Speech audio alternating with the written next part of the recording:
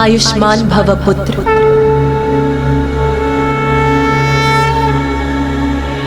किंतु स्मरण रहे, आज तुम्हारी युक्ति का सामना मात्र दशानन से ही नहीं अपितु तुम्हारे पिता के प्रति भक्ति से भी है। तुम्हें सृष्टि को भी बचाना है तो अपने पिता के दिए वचन का भी ध्यान रखना होगा। किसी भी स्थिति में तुमसे कोई त्रुटि नहीं होनी चाहिए।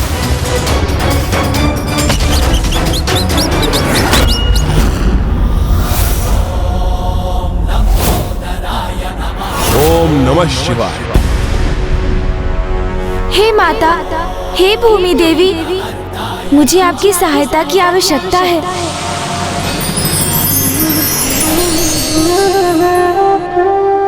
प्रणाम माता।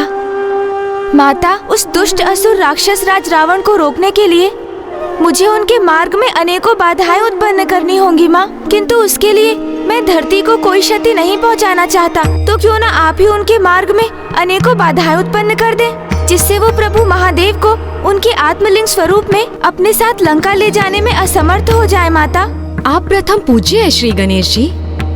आपके तो किसी भी कार्य में सहायक बनकर मैं कृतार्थ हो जाऊंगी। आप निश्चिंत रहें, मैं आपके आदेश अनुसार इस असुर के मार्ग में अनेकों विघ्न उत्पन्न करूंगी। हे दुष्टों के लिए विघ्नकर्ता गणेश, आपको कोटि कोटि धन्यवाद माता। कोटि कोटि धन्यवाद। ओम नमः शिवाय। ओम नमः शिवाय। ओम नमः शिवाय। ओम नमः शिवाय। ओम नमः शिवाय। ओम नमः शिवाय। या देवी सर्वभूतेषु मारूपेण संस्थिता नमस्तस्यै नमस्तस्यै नमस्तस्यै नमो नमः। या देवी सर्वभूतेषु शक्तिरूपेण संस्थिता नमस्तस्यै नमस्तस्यै नमस्तस्यै नमो नमः। ओम नमः शिवाय। मेरे मार्ग में कौन व्यवधान उत्पन्न कर रहा है? मेरे समक्ष आ।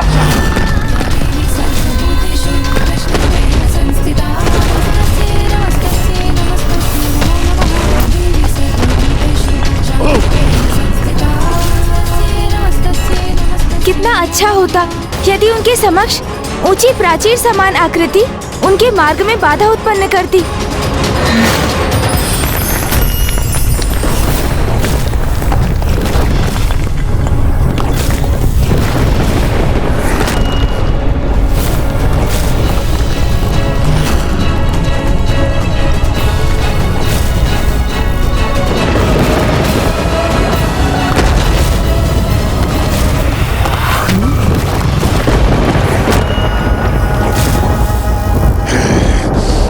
बड़ी कठिनाइयों से अपने प्रभु महादेव के भोलेपन का लाभ उठाकर उनके आत्मलिंग स्वरूप को लंका ले जा रहा हूं मैं, तो अब उन्हें अपने वचन से मुक्त नहीं होने दूंगा मैं।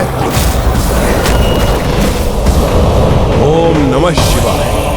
ओम नमः शिवाय। ओम नमः शिवाय। ऐसी बाधाएं उत्पन्न कर इन्हें रोकना सरल नहीं होगा।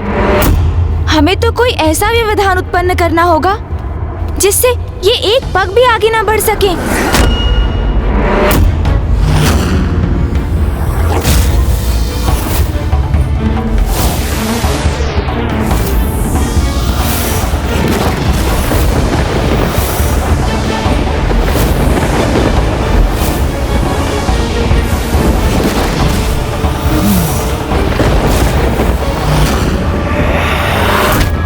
मैं भी इस मिट्टी के फसाव में धंसता जा रहा हूं। मुझे ही अपने बचाव का कोई उपाय करना होगा। शिव शंकर शंभो, शिव शंकर शंभो, जय शिव शंकर शंभो।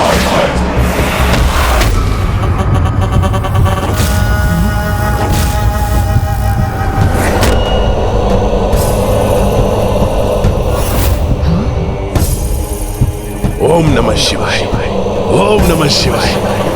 ओम नमः शिवाय। तुम जो भी हो, आज मुझे नहीं रोक सकते। मेरे प्रभु का आत्मलिंग मेरे पास है, जो मैं लंका ले जाके ही रहूंगा। ओम नमः शिवाय। इन दुष्ट की भक्ति के पीछे तो इनका अनुचित उद्देश्य ही है, किंतु फिर भी प्रभु महादेव इनके हाथों में ही स्थित है।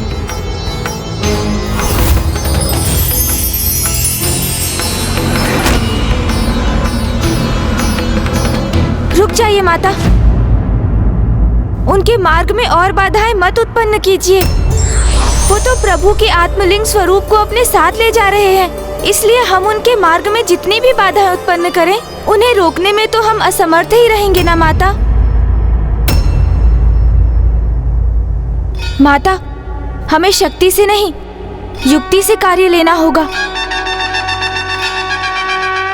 इसलिए अब मैं स्वयं जाकर उन दशानन रावण को रोकूंगा।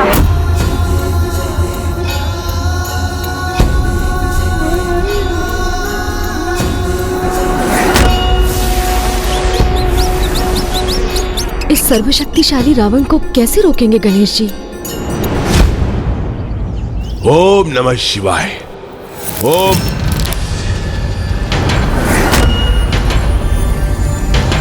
नमः शिवाय। ओम नमः शिवाय। ओम नमः शिवाय। ओम नमः शिवाय। ओम नमः शिवाय।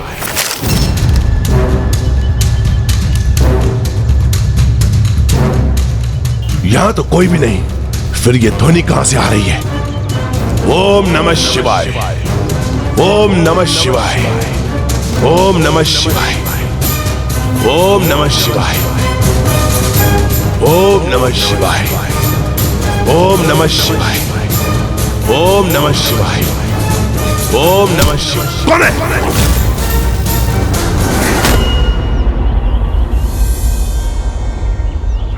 यात्रा लंबी है, इसलिए सर्वप्रथम मुझे यह सुनिश्चित करना होगा कि कोई मेरे मार्ग में बाधा उत्पन्न न करे। स्वच्छ जल है यहां और मुझे प्यास भी लगी है।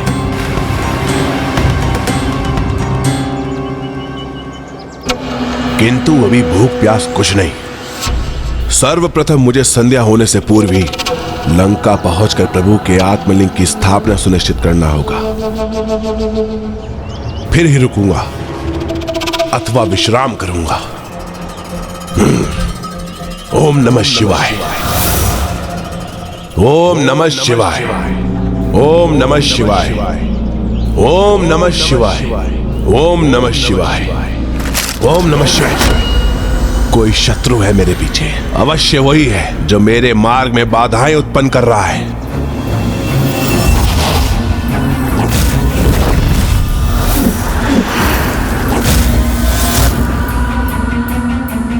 किसे ढूंढ रहे हैं दशानन रावण?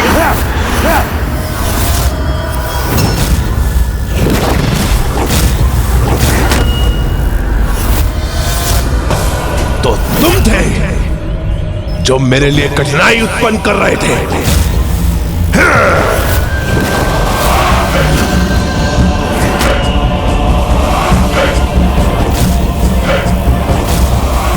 इस दुष्ट असुर राज रावण ने तो महादेव द्वारा दिए गए चंद्रहास को ही उनके पुत्र पर प्रहार करने हेतु उठा लिया है। गणेश जी चंद्रहास का सम्मान अवश्य करेंगे, उसका कोई उत्तर नहीं देंगे वो। किंतु फिर वो भला इस दुष्ट असुर का सामना कैसे कर पाएंगे? मेरे मार्ग की सभी बाधाएं तुमने और उन देवताओं ने उत्पन्न किए होंगे, और अब मेरे प्रभु के आत्मलिंग के लिए आए हो ना? सर्वथा उचित समझा आपने। पिताश्री के आत्मलिंग के लिए ही यहाँ आया हूँ मैं।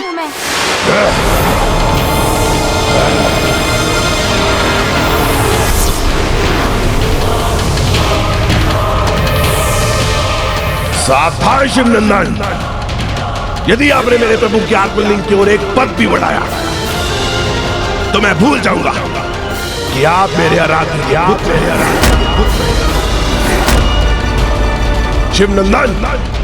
अब यहां शांति स्थापित रहेगी अथवा युद्ध होगा, उसके उत्तरदायित्व आप होंगे। हे परम शिव भक्त लंकेश, आप अचानक तनावग्रस्त होकर इतनी आक्रामक मुद्रा में क्यों आ गए? मैंने ये अवश्य कहा था कि मैं यहाँ प्रभु के आत्मलिंग के लिए ही आया हूँ, किंतु मात्र उनके दर्शन के लिए। उन्हें आपसे प्राप्त कर यहाँ से कहीं ले जाने के लिए नहीं दशानन। वैसे भी जब स्वयं पिताश्री प्रभु महादेव ने आपको अपना आत्मलिंग प्रदान किया है, तो फिर उन्हें आपसे कौन ले सकता है भला? तो फिर आपने मेरे मार्ग में इतनी बाधाएं और संकट क्यों उत्पन्न किए? नहीं नहीं लंकेश, मेरा विश्वास कीजिए, मैंने तो आपके मार्ग से एक तिनका भी नहीं हटाया है। आप स्वयं ही विचार कीजिए, यदि मैं आपसे प्रभु के आत्मलिंग को छीनने का प्रयास करने आता तो ऐसे निशस्त्र होकर तो कदापि नहीं आता ना। फिर तो मेरे पास अवश्य ही आपके समान हाथों में कोई शक्तिशाली अस्त्र होता ना।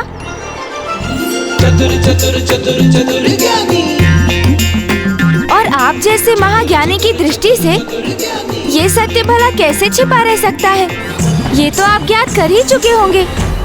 हाँ हाँ अवश्य, मेरी कुशाग्र बुद्धि सब ज्ञात कर लेती है। आप यहाँ प्रभु के आत्मलिंग की प्राप्ति के लिए नहीं आए हैं, इसका आभास होते हुए भी मैं अपनी सावधानी का परिचय दे रहा था, क्योंकि ये तुच्छ देवता सदैव मेरे कार्य में बाधा उत्पन्न करते हैं।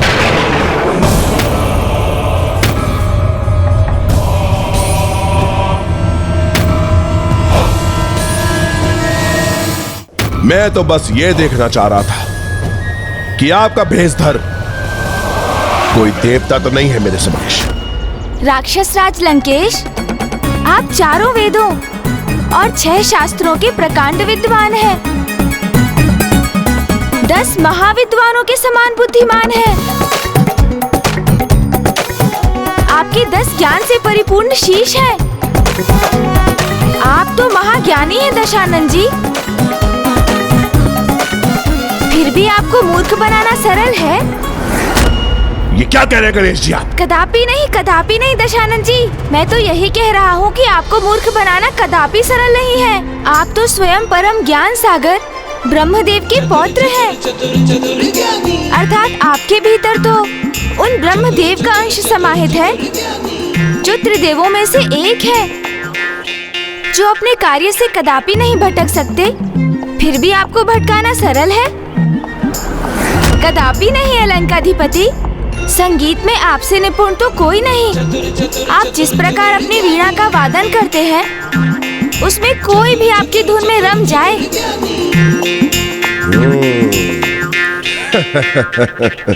किंतु फिर भी आपको अपनी धुन पर नृत्य कराना सरल है? कदापि नहीं। उचित कह रहा हूं ना गणेश जी? आप यही कहना चाह रहे थे ना? हाँ लंकेश, सर्वथा उचित कहा आपने। आपको आपकी धुन पर नृत्य कदापि नहीं, कोई नहीं करवा सकता, क्योंकि आप तो वो हैं जिनकी धुन का श्रवण कर संपूर्ण कैलाश थिरक उठा था। स्वयं प्रभु महादेव आपकी धुन पर गतिमान हो उठे थे। विनिर्गमत्क्रमस्फुर कराल भाल अव्यवाढ्यमिद्धिमिद्धिमिद् ध्वनन् मृदंग तुंग मंगल ध्वनिक्रम प्रवर्धित प्रचंड तांडव शिव। आप तो वो हैं जिन्होंने शिव तांडव स्रोत की रचना की है, जिन्होंने कैलाश को ही अपने स्थान से अस्थिर कर दिया।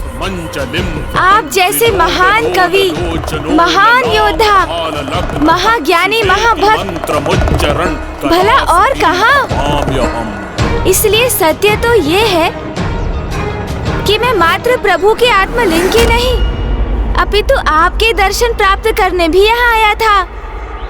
हे परम शिव भक्त, हे शास्त्रों के परम ज्ञानी, परम विद्वान, सर्वगुण संपन्न है आप लंकेश।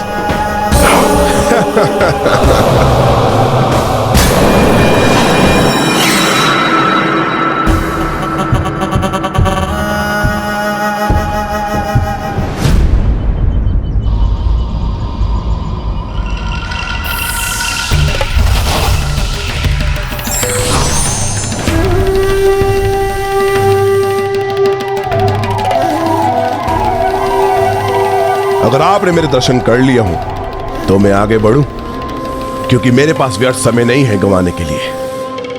मुझे संध्या होने से पूर्व ही लंका पहुंचना है, और आज मुझे लंका पहुंचकर प्रभु के आत्मलिंग को यहां स्थापित करने से कोई नहीं रोक सकता। दशानन के लंका पहुंचने के पूर्व ही कहीं मार्ग में ही आत्मलिंग को स्थापित करना होगा। भले ही इसके लिए मुझे इन राक्षस राज लंकेश के साथ साथ संपूर्ण मार्ग ही पार क्यों ना करना पड़े। ओम नमः शिवाय, ओम नमः शिवाय, ओम नमः शिवाय, ओम नमः शिवाय।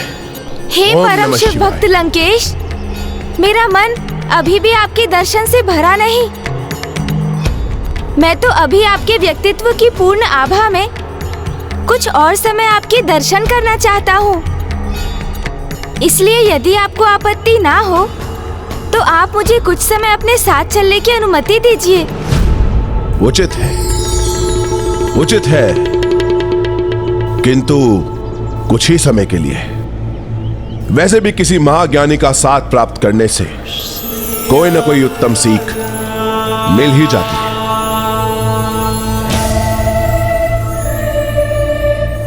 ओम नमः शिवाय, ओम नमः शिवाय, ओम नमः शिवाय, ओम नमः शिवाय।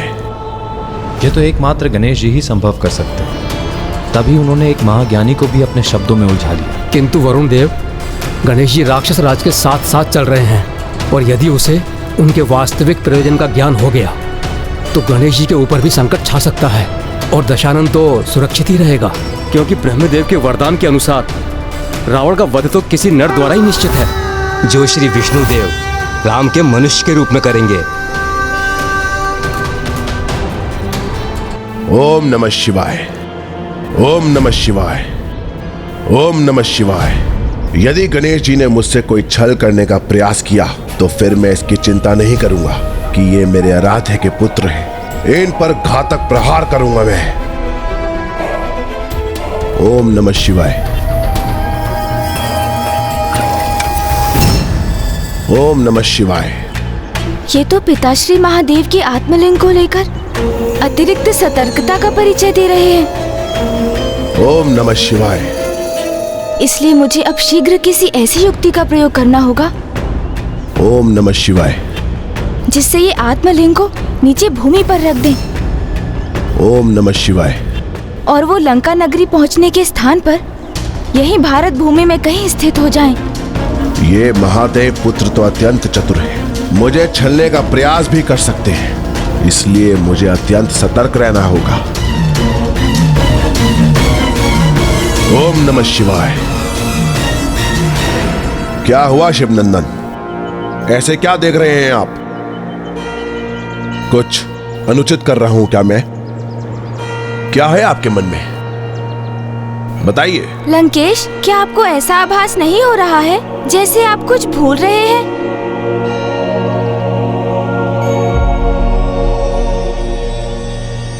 एक बार को तो सूर्य देव भी भोर में प्रकट होकर अपनी रोशनी देना भूल सकते हैं, किंतु मैं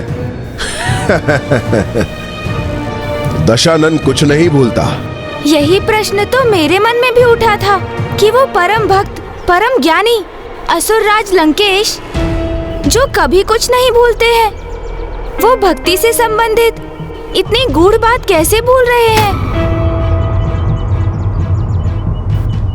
ऐसा कुछ नहीं है, भूल दशानन से नहीं, आपसे हो रही है गणेश जी। उचित है फिर, यदि आपको इतना ही विश्वास है कि आप कुछ नहीं भूल रहे हैं, तो फिर मैं ही कुछ क्यों कहूँ आपसे और क्यों आपका समय व्यर्थ करूं? वो तो मैं बस एक बार प्रभु के आत्मलिंग एवं आपके दर्शन करने की इच्छुक था। मेरी वो इच्छा तो पूर्ण हो गई, तो अब मैं प्रस्थान करता हूँ फिर। हाँ, किंतु स्मरण रखिएगा लंकेश, भक्ति का संपूर्ण फल भक्ति के समस्त नियमों का पालन करने पर ही प्राप्त होता है, अन्यथा दिव्य से दिव्य मूर्ति पाषाण ही बनी रह जाती है। और यदि सब कुछ श्रद्धा पूर्वक उचित प्रकार से किया गया हो, तो फिर पाषाण आकृति भी प्रभु का रूप धारण कर लेती है। कहीं सत्य में तो कुछ नहीं बोल रहा हूं मैं।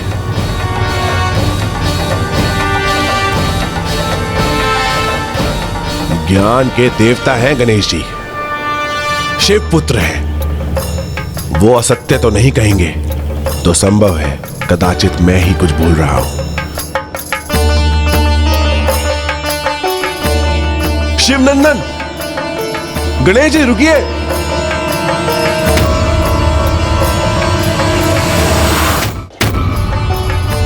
गणेश जी, रुकिए गणेश जी, रुकिए। प्रस्थान करने की इच्छा है तो अवश्य कीजिए, किंतु मुझे बताते तो जाइए कि मैं क्या भूल रहा हूँ। आपने इतने विश्वास से कहा था, अवश्य कोई मैं बड़ी बात ही भूल रहा हूँ। बताइए ना मुझे। ओहो लंकेश, भूल जाइए कि मैंने ऐसा कुछ कहा था आपसे। शिवनंदन, मेरी बात तो सुनिए। गणेश जी, आप मुझे इस प्रकार निराश मत कीजिए, बताइए ना, अन्यथा मैं आपका इसी प्रकार पीछा करता रहूंगा। बताइए। भूल गए क्या? आपने ही तो इतने विश्वास से कहा था कि आप कुछ नहीं भूलते, तो फिर मेरे कुछ कहने का क्या लाभ लंकेश? आप तो रहने ही दीजिए लंकेश, उचित है मैं प्रस्थान करता हूँ। ज्ञात नहीं गणेश जी के मन में क्या योजना है, किंतु जो भी है वो अत्यंत सुदृढ़ है। कृपया करके आप मुझे बता दीजिए पार्वती नंदन कि मैं क्या भूल रहा हूँ। ओहो, यदि आप सत्य में ज्ञात करना ही चाहते हैं लंकेश, तो उचित है। सुनिए, जब भी अपने किसी आराध्य के श्री विग्रह को अथवा उनके चिन्ह, उनके प्रतीक को एक स्थान से दूसरे स्थान ले जाया जाता है, तो उनकी लीला का गान अथवा उनकी कथा सुनाना आवश्यक होता है लंकेश। तो प्रभु शिव की कुछ गाथाएं तो आपको भी ज्ञात होंगी ना? आप भूल रहे हैं गणेश जी, मैं दशानन परम शिव भक्त हूँ। मुझे अपने प्रभु के समस्त 19 अवतारों की कथा ज्ञात है। ओह अच्छा, प्रभु की समस्त कथाएं ज्ञात है आपको लंकेश? हाँ, मैं प्रभु का परम भक्त ऐसे नहीं कहलाता हूँ। तो फिर जब भगवान के श्री विग्रह की झांकी का आयोजन करने वाले ऋषि मुनि भी उनकी कथा सुनाने जाते हैं, तो आप तो स्वयं प्रभु शिव जी के आत्मलिंग को लिए जा रहे हैं, तो फिर आप उनकी कथा सुनाना कैसे भूल सकते हैं लंकेश? मैं ये कदापि नहीं बोला गणेश जी। मैं तो उस श्रोता को ढूंढ रहा था जिन्हें मैं शिव कथा सुना सकूं, किंतु अब वो मुझे मिल गए हैं जिन्हें वो मैं कथा सुना सकता हूँ। कौन मिल गया आपको लंकेश? किसे सुनाएंगे प्रभु की कथाएं आप? पार्वती नंदन, आप आ गए ना मेरे समक्ष। अब ये कथा मैं आपको सुनाऊंगा। अंततः मैं इनके साथ कुछ और समय रहने का उपाय तो ढूंढ सका। अब मार्ग के मध्य में उचित समय पर लंकेश को विवश कर दूंगा कि वो प्रभु के आत्मलिंग को भूमि पर रख दें और प्रभु महादेव सागर पार लंका ना जाकर यहीं भारत भूमि में स्थापित हो जाए। और पिताश्री के जिन 19 अवतारों का उल्लेख भैया ने किया था, मुझे उनकी कथा का श्रवण करने का सौभाग्य भी प्राप्त हो जाएगा। किंतु अभी तो ये मेरी यात्रा का प्रथम चरण ही है। अब मुझे अगले चरण पर पहुंचने का भी कोई उपाय सोचना होगा। तो अब मैं इसके भय को ही अपना शस्त्र बना लेता हूँ। किस सोच विचार में डूब गए आप शिव सूत गजानन? क्या आप प्रभु के 19 अवतारों की कथा सुनने के लिए तैयार हैं? दुर्भाग्यवश मैं इस कथा का श्रवण नहीं कर सकता लंकेश। क्यों गणेश जी, क्या आपको इन कथाओं के श्रवण में कोई भी रुचि नहीं? रुचि तो है असुरराज लंकेश, किंतु कथा का श्रवण करने पर कुछ दक्षिणा प्रदान करनी होती है और मेरे पास तो दक्षिणा देने के लिए कुछ भी नहीं। और फिर आप स्वर्ण नगरी लंका नरेश हैं, आपको वैसे भी भला कोई क्या दे सकता है, इसलिए मेरा प्रस्थान करना ही उचित होगा। पार्वती नंदन, क्यों? रुकिए तो। किंतु दक्षिणा तो श्रद्धा से दी जाती है, उसका कोई मोल भाव नहीं होता। अगर आप मुझे मार्ग से कंकड़ भी दे देंगे तो वो मेरे लिए पर्याप्त होगा। फिर तो मेरे पास कुछ ऐसा है जिसे मैं आपको दक्षिणा दे सकता हूँ और वो आपके लिए लाभकारी भी होगा लंकेश। ये देखिए, जल है मेरे पास। मार्ग में जब कथा सुनाते सुनाते आपका कंठ सूखेगा तो यही पुनः उसे तर करेगा। मुझे वचन दीजिए दशानन, मैं जब भी आपको दक्षिणा स्वरूप कलश प्रदान करूं, आप उसमें से कुछ जल अवश्य ग्रहण करेंगे। और ऐसा तब तक होता रहेगा जब तक मेरा कलश ही जल से रिक्त ना हो जाए। इतने छोटे से कलश के जल से तो मेरा कंठ भी कहां तर होगा। इतनी छोटी मात्रा में जल का पान करने से भला मुझे क्या हानि होगी? कुछ नहीं। हे गंगा मैया, मेरी सहायता कीजिए। इस असुर राज को रोकने हेतु इनको बार बार जलपान करवाने की आवश्यकता है। मुझे आशीष दीजिए माता कि आपकी कृपा से इस कलश का जल तब तक समाप्त ना हो जब तक दशानन लघु शंका के लिए बाध्य ना हो जाए।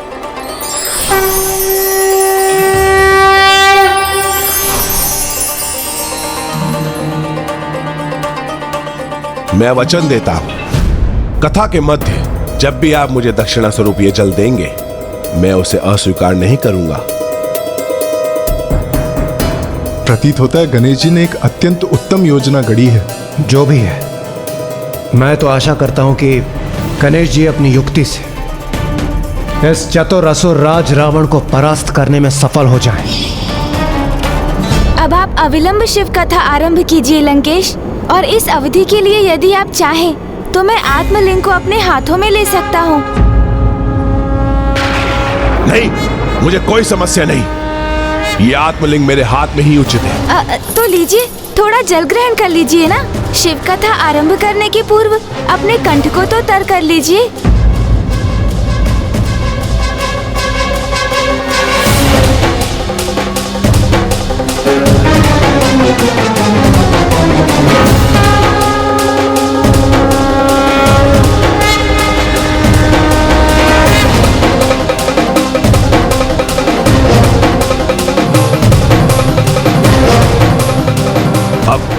ध्यान लगाकर सुनिएगा मेरी कथा। ओम नमः शिवाय, ओम नमः शिवाय, ओम नमः शिवाय। ये तो तुम्हें ज्ञात ही होगा, सर्वप्रथम माता ने 10 महाविद्या रूप धारण कर धीरे धीरे संसार की रचना की। माता ने जीवन हेतु सृष्टि का निर्माण तो कर दिया, किंतु जिस प्रकार शरीर में आत्मा का वास उसे सजीव करता है, एक भवन में जीवन की सकारात्मक ऊर्जा के संचार से ग्रह बनता है, उसी प्रकार सृष्टि को जीवन योग्य मेरे प्रभु महादेव शिव शंकर भोले ने बनाया।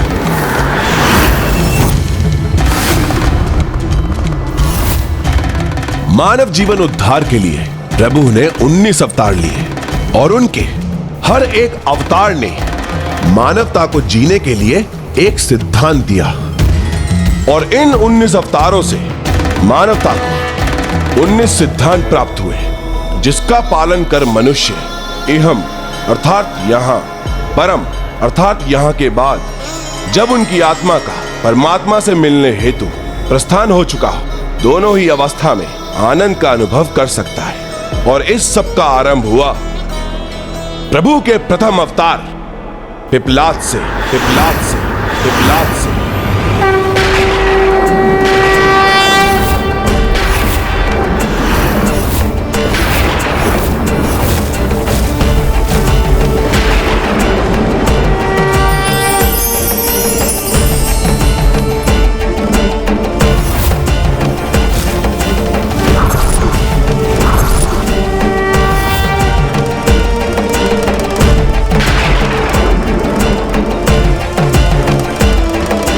महादेव के प्रथम अवतार श्री पिपलाद जी की कथा सुनाने के लिए मुझे और भी पीछे जाना होगा, किंतु सर्वप्रथम शनिदेव की जन्म कथा सुननी होगी आपको। प्रभु महादेव के लिए पिपलाद अवतार लेने के पीछे शनिदेव की विशेष भूमिका रही है। कठोर वक्र दृष्टि है उनकी, वही हैं शनिदेव, और उन्हीं को ही नियंत्रित करने के लिए प्रभु महादेव को उनका पहला अवतार लेना पड़ा। दशानन जी, सत्य तो ये है कि मेरे मन में भी शनिदेव को लेकर अनेकों प्रश्न हैं। सर्वप्रथम तो आप मुझे ये बताइए कि देव अर्थात तो देवता होता है, फिर ऐसा क्या कारण है लंकेश कि शेष ग्रहों को छोड़कर केवल इन्हीं एक ग्रह के नाम के बाद देव शब्द जुड़कर वे शनिदेव बन गए, जबकि वो तो मात्र 9 ग्रहों में से एक है। और ये भी कि मनुष्य हो अथवा देवता, सभी उनसे भयभीत क्यों रहते हैं, और विशेष रूप से उनकी वक्र दृष्टि का भय सभी पर क्यों छाया रहता है? उनके प्रत्यक्ष दर्शन क्यों नहीं हो सकते? उन्हें कर्मदाता क्यों कहा जाता है? और मैंने तो ये भी सुना था कि स्वयं भगवान शिव को भी शनिदेव से छिपने पर विवश होना पड़ा था। जब इतना प्रभावी और भयंकर है शनिदेव की दृष्टि का प्रकोप, तो फिर महादेव के अवतार ने उन्हें कैसे नियंत्रित किया? आप चिंता ना कीजिए पार्वती नंदन, आपको आपके प्रत्येक प्रश्नों का उत्तर अवश्य मिलेगा, क्योंकि आपने ये प्रश्न उनसे किया है जो इन प्रश्नों के उत्तर देने का सामर्थ्य रखता है। महादेव के प्रथम अवतार श्री पिपला जी की कथा सुनाने के लिए मुझे और भी पीछे जाना होगा। सर्वप्रथम शनिदेव की जन्म कथा सुननी होगी आपको। हाँ हाँ अवश्य लंकेश, मैं तो ये कथा सुनने के लिए अति उत्सुक हूँ, किंतु उसके पूर्व कुछ जल तो ग्रहण कर लीजिए। ये लीजिए, जल ग्रहण कीजिए। अच्छा है, आप बार बार जल का पान करेंगे तभी तो लघु शंका भी जाएंगे लंकेश, और मुझे उसी क्षण की प्रतीक्षा रहेगी, क्योंकि आपको लघु शंका लगते ही आप ये आत्मलिंग मुझे थमाएंगे और मैं उसी क्षण पिता श्री महादेव के आत्मलिंग को भूमि पर रख दूंगा। इसलिए तो ये आवश्यक है कि मैं आपको कथा के मध्य में इसी प्रकार बार बार जल पान कराता रहूं। अब कहिए ना कथा।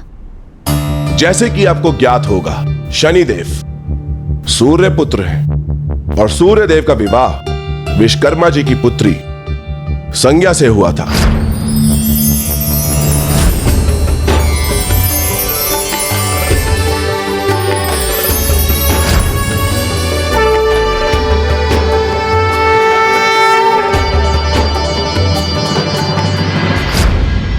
अर्थात शनिदेव के माता पिता सूर्यदेव एवं माता संज्ञा है?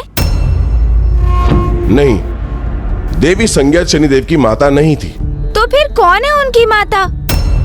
वही तो मैं कहने जा रहा हूँ गणेश जी, मुझे एक बार कथा सुनाने तो दीजिए। हाँ अवश्य, आप कहिए ना। सूर्यदेव और देवी संज्ञा की 3 संतान थी। प्रथम संतान मनु, फिर यम, और उनकी तृतीय संतान देवी यमुना थी, जो कालांतर में जाके यमुना नदी में परिवर्तित हुई। फिर शनिदेव का जन्म कब हुआ और उनकी माता कौन थी? ये लीजिए, जल ग्रहण कीजिए।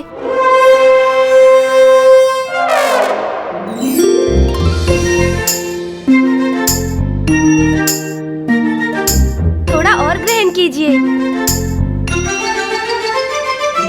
चतुर चतुर चतुर चतुर ज्ञानी, चतुर चतुर चतुर चतुर ज्ञानी। अब जब मैं कथा सुनाऊंगा, आप कृपया करके उसमें बाधा मत डालिएगा। जी दशानन।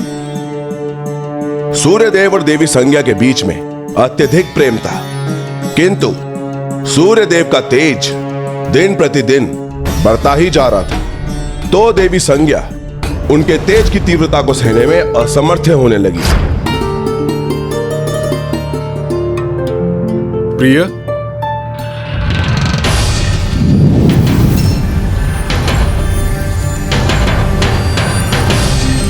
प्रिय,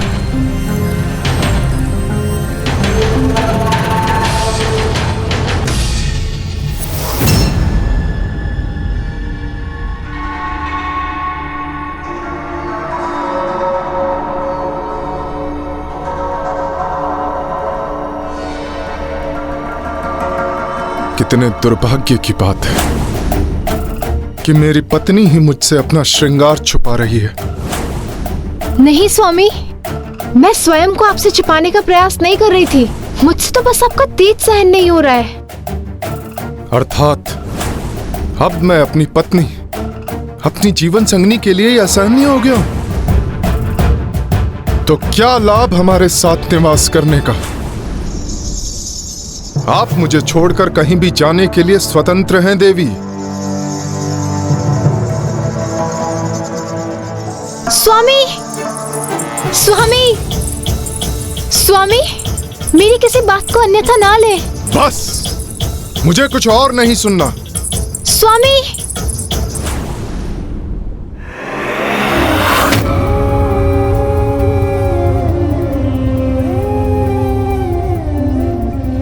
मेरे प्राणनाथ हैं आप, किंतु मैं क्या करूं? आपके तेज को सह पाना मेरे लिए असंभव हो रहा है। इसका तो एक ही उपाय है कि मैं घोर तप कर आपके तेज को सहने का सामर्थ्य प्राप्त कर सकूं।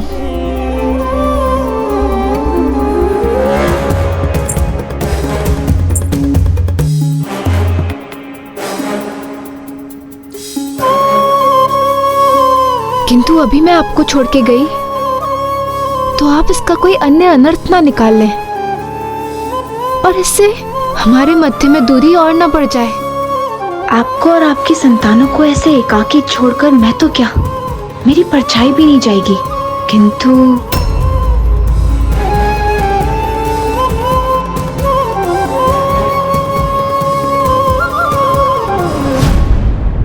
छाया,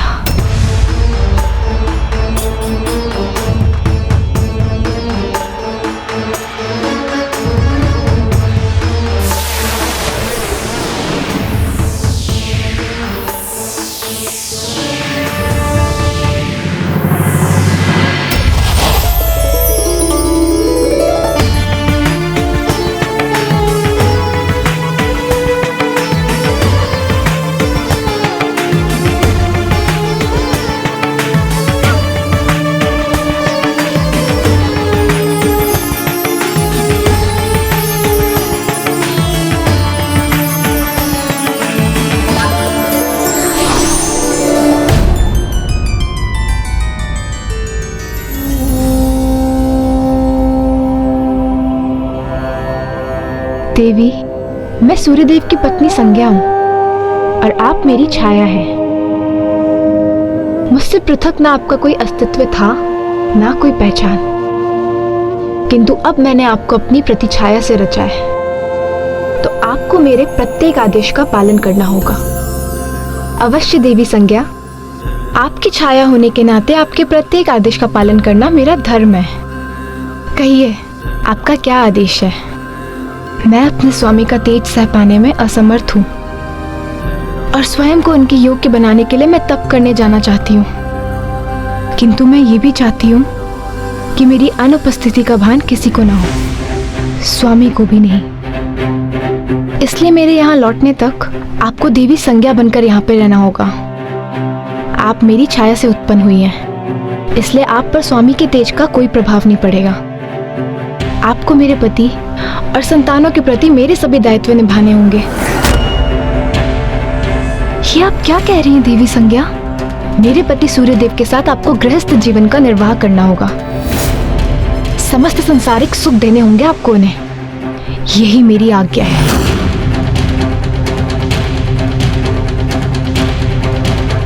मैं उनके साथ गृहस्थ जीवन कैसे बिता सकती हूँ जो किसी अन्य स्त्री के स्वामी हैं? मैं उनके साथ ऐसा कपट कैसे कर सकती हूँ? नहीं, मैं आपके आदेश का पालन नहीं कर सकती।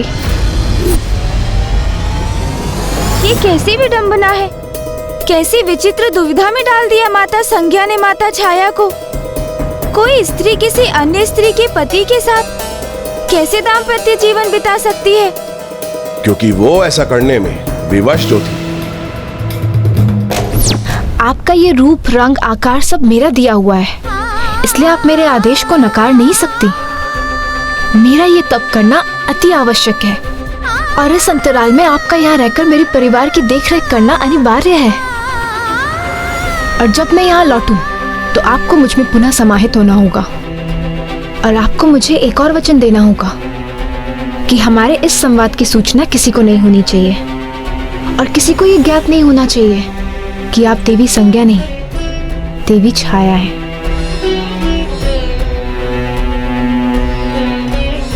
और वचन दीजिए कि आप मेरे स्वामी सूर्यदेव को सदा प्रसन्न रखेंगी।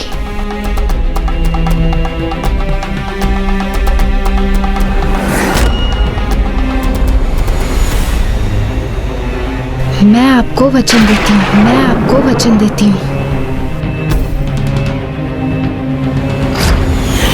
कितनी दुखद बात है ये।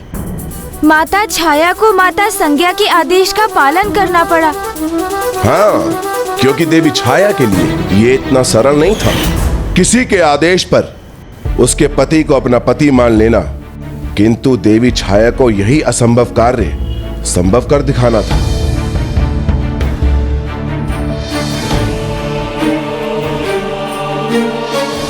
रुकिए।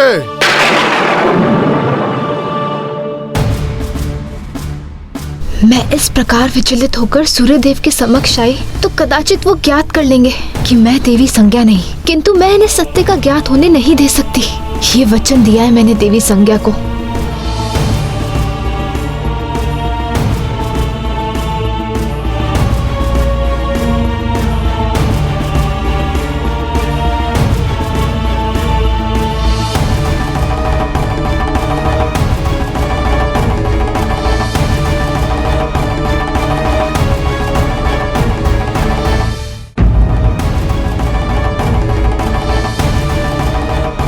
पूर्व में आप पर क्रोधित होने के लिए मैं क्षमा चाहता हूं। कदाचित मैं अधिक आवेशित हो गया था।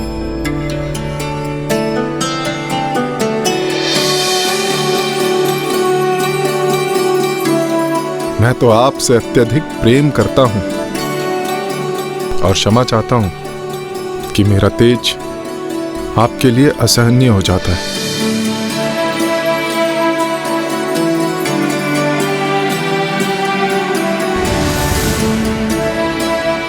आरंभ में तो विवश होकर उन्होंने गृहिणी के समस्त अपने दायित्व निभाए, किंतु फिर उनके भीतर स्नेह एवं सेवा की भावना जागृत हुई और देवी छाया जैसे भूल ही गई थी कि ये उनका गृह एवं गृहस्थी नहीं। और शीघ्र ही वो समय भी आ गया जब उन्होंने सूर्यदेव और अपनी संतान को जन्म दिया। तो क्या यही शनिदेव थे? ये लीजिए, उत्तर देने के पूर्व जल ग्रहण कीजिए। मुझे ज्ञात है आपको बार बार टोकने से आप छल्ला रहे हैं लंकेश, किंतु युक्ति तो मेरी यही है कि जलपान करा करा कर मैं आपका उदर इतना भर दूं कि आप लघु शंका जाने के लिए विवश हो जाएं, क्योंकि नहीं जा पाएंगे लंकेश तब लंका जब उन्हें व्याकुल करेगी उनकी आई लघु शंका। चतुर गणेशा। नहीं, वह शनिदेव नहीं, मनु थे, जिनके जन्म के उपरांत देवी छाया ने अपनी गृहस्थी अर्थात चारों संतानों एवं सूर्यदेव की सेवा में अपने आप को पूर्ण रूप से व्यस्त कर लिया। तो क्या सूर्यदेव को कभी उनके वास्तविक परिचय को लेकर कोई संदेह नहीं हुआ? उन्हें संदेह तो अवश्य हुआ था, किंतु दो स्त्रियों में समानता कितनी ही हो, पति अपनी पत्नी को ना पहचाने ऐसा संभव नहीं। किंतु आरंभ में जो सूर्यदेव को प्रतीत हुआ कि देवी संज्ञा के भेद में उन्हें जो प्रतीत हो रहा था, वो श्रृंगार की घटना के उपरांत देवी संज्ञा स्वयं में परिवर्तन ले आई, किंतु फिर भी उनका संक्षिप्त पूर्ण रूप से शांत नहीं हुआ और देवी छाया ने स्वयं को पूर्ण रूप से सूर्यदेव के परिवार के प्रति समर्पित कर दिया। तो वो उनकी दूसरी संतान शनिदेव के साथ गर्भवती थी। तब कुछ ऐसा घटित हुआ कि पूर्ण रूप से सब कुछ परिवर्तित हो गया।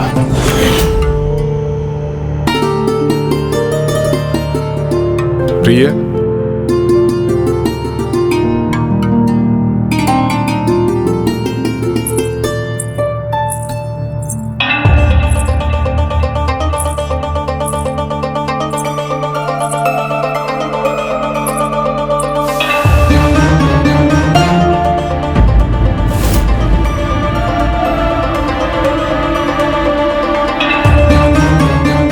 दर्पण पिघल गया, किंतु देवी संज्ञा पर मेरे तेज का कोई प्रभाव नहीं हुआ।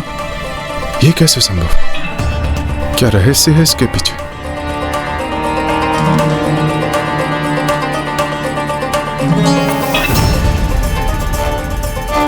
आप तो मुझे अपलक देख रही हैं। आपका तेज इतना दिव्य और इतना मनोरम है कि मन करता है कि बिना पलक झपकाए बस आपको ही देखते रहें। अच्छा, तो आपको मेरे तेज से कोई समस्या नहीं है? कैसी समस्या प्रभु? एक समय था जब आप मुझे एक क्षण भी नहीं देख पाती, और आज आप अलग देख रही हैं। वो सत्य था या ये सत्य है?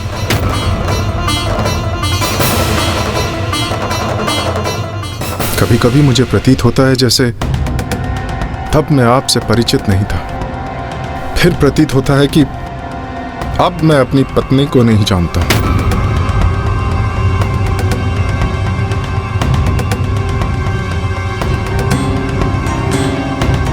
अब हमारे संबंध में वो दृढ़ता है जो पूर्व में नहीं थी।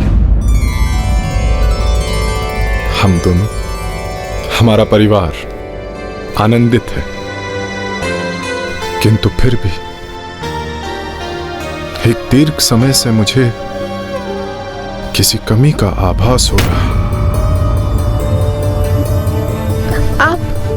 आप ऐसा क्यों कह रहे हैं स्वामी? क्या मैंने आपकी सेवा में कोई कमी शेष रहने दी? क्या मैंने आपकी प्रत्येक आज्ञा का पालन नहीं किया? किंतु अनेकों बार आपको देखकर ऐसा प्रतीत होता है जैसे मेरी संज्ञा मेरे समक्ष होकर भी मेरे समीप नहीं। कभी कभी मुझे प्रतीत होता है कि मैं संज्ञा के साथ नहीं, उसकी छाया के साथ।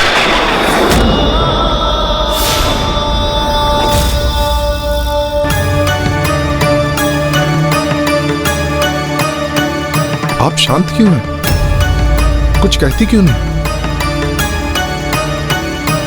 मेरी पत्नी होकर भी आप मुझसे कुछ छुपा रही हैं?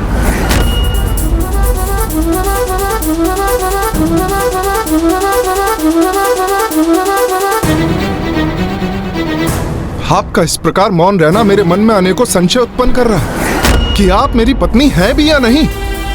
मेरी आज्ञा का सदैव पालन करती है ना, तो फिर आज आपके मुख से एक भी शब्द उत्पन्न क्यों नहीं हो रहा? कैसे बताऊं आपको स्वामी? देवी संज्ञा को वचन जो दिया है मैंने, मैं वचनबद्ध हूं। पति का पत्नी से और पत्नी का पति से कुछ भी गुप्त रखना ग्रस्त जीवन की मर्यादा के विरुद्ध है। और आपका इस प्रकार मौन रहने का एक ही अर्थ है कि आप मुझसे कुछ गुप्त रख रही हैं। आप ऐसा क्यों सोच रहे हैं स्वामी? क्या मैंने आपके प्रति अपने प्रेम, श्रद्धा और सेवा में कोई कमी छोड़ी है? आपके नेत्रों और आपकी वाणी के भावों में भेद है देवी। वाणी कुछ और कह रही है और नेत्र कुछ और समझा रहे हैं। सत्य आप मुझे बताएंगी अथवा मैं स्वयं ज्ञात कर लूं, क्योंकि अब आपका मुझसे कुछ भी भेद रखना मेरे लिए अत्यंत कष्टदायक है। स्वामी सुनिए तो, स्वामी।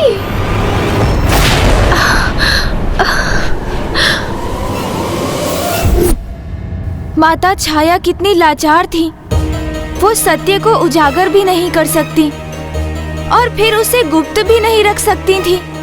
और फिर जैसे जैसे समय बढ़ता गया, उन दोनों के मध्य भेद बढ़ते गए और सूर्य देव ने अपनी सेवा से उन्हें वंचित कर दिया।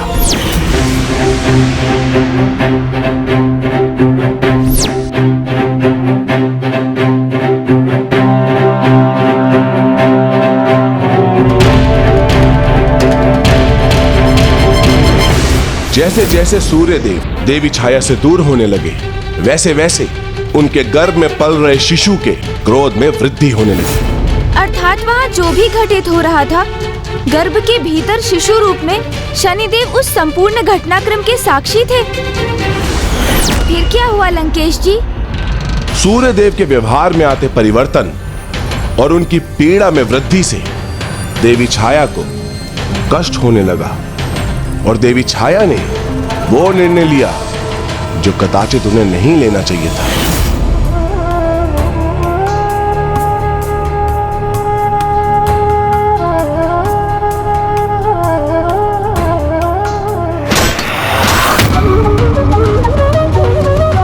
जब तक मुझे सत्य का ज्ञात नहीं होता, तब तक आपको मैं अपनी सेवा का अवसर नहीं दूंगा। आज से मैं आपको अपने सभी कर्तव्यों से मुक्त करता हूं।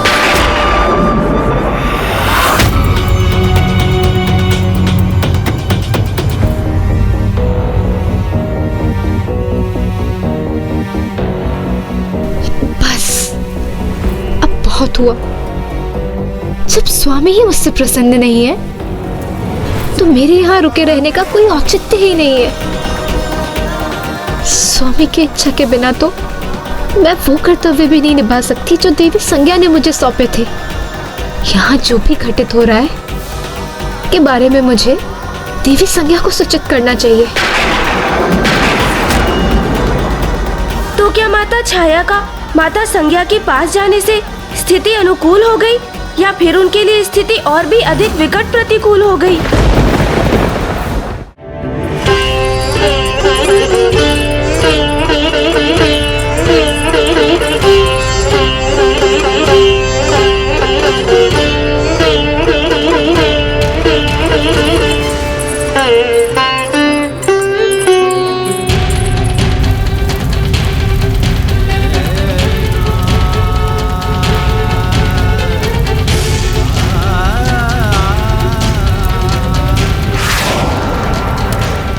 देवी छाया ये भूल गई थी कि सूर्य देव की दृष्टि कभी भी किसी पे भी पड़ सकती है।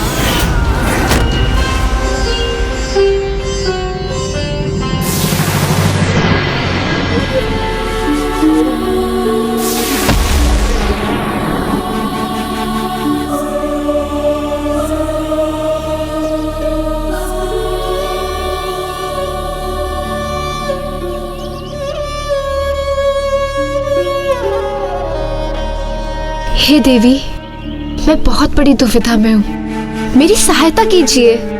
आपकी छाया होने के कारण मैं जानती हूँ कि आप देवी संज्ञा ही हैं। कृपया मुझे दर्शन देने की कृपा करें। मेरी इस उलझन को मिटाने में मेरी सहायता करें देवी। आपके दिए दायित्व को निभाने में मैं असमर्थ हूँ देवी। कृपया मेरी सहायता कीजिए देवी, कृपया मेरी सहायता कीजिए।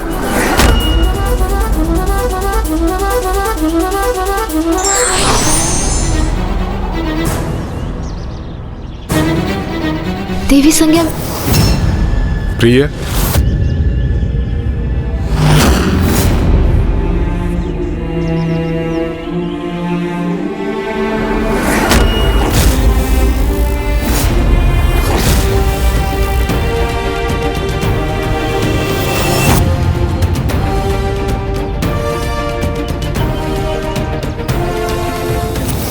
सूर्यदेव के आते ही देवी संज्ञा पुनः मुड़ गई, मुख मोड़ लिया अपने स्वामी से।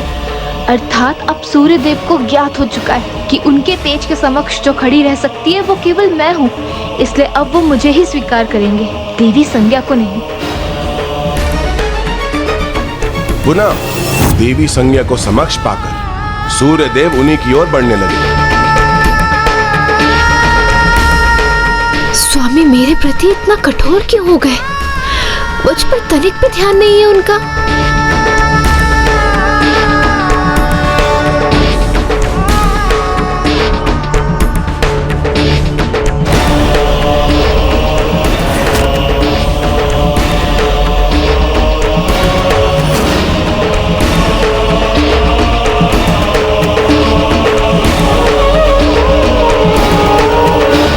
तो क्या अब स्वामी के जीवन में मेरा कोई स्थान शेष नहीं?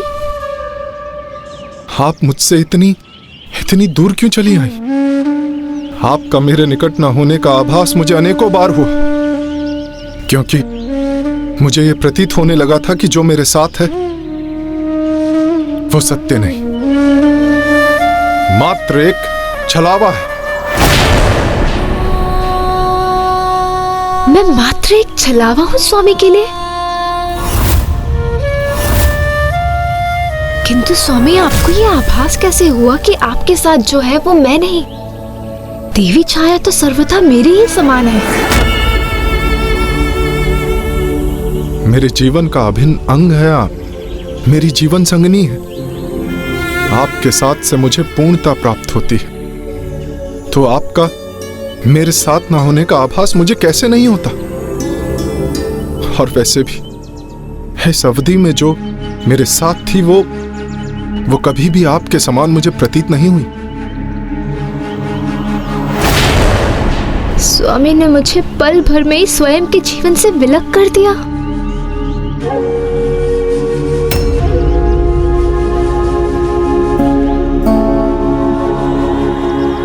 कैसे न ज्ञात होता मुझे कि आपके स्थान पर वो कोई और है, क्योंकि जब आप मेरे साथ होती हैं तो मेरे भीतर स्नेह का सागर उमड़ पड़ता है।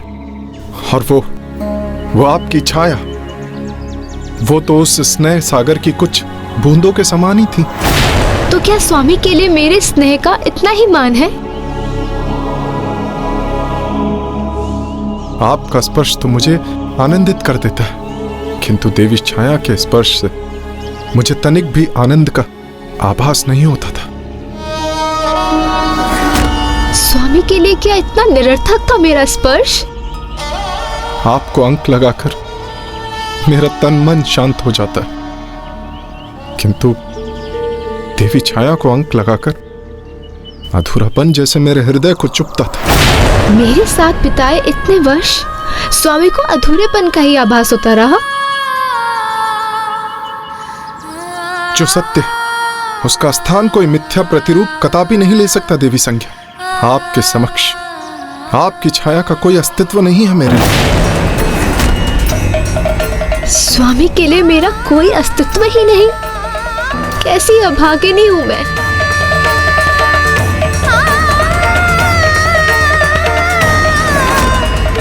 इसलिए आप मेरे साथ लौट चलिए देवी संज्ञा, क्योंकि मुझे कोई और नहीं, केवल आपका साथ चाहिए। स्वामी का प्रत्येक शब्द तो एक नुकीले बाण के समान मेरे हृदय को आहत कर रहा है।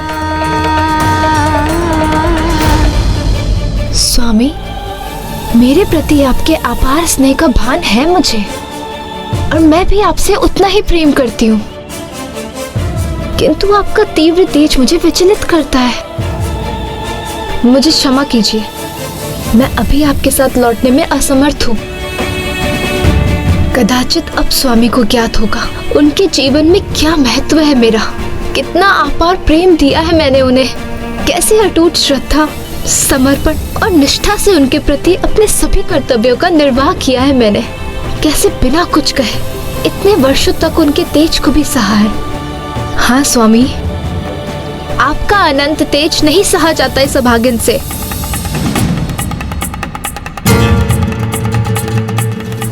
अब ज्ञात होगा स्वामी को कि कितना त्याग किया है मैंने उनके लिए।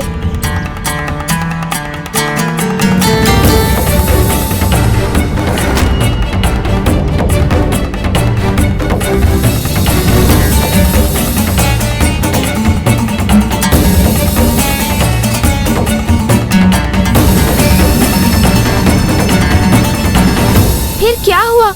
क्या किया सूर्यदेव ने?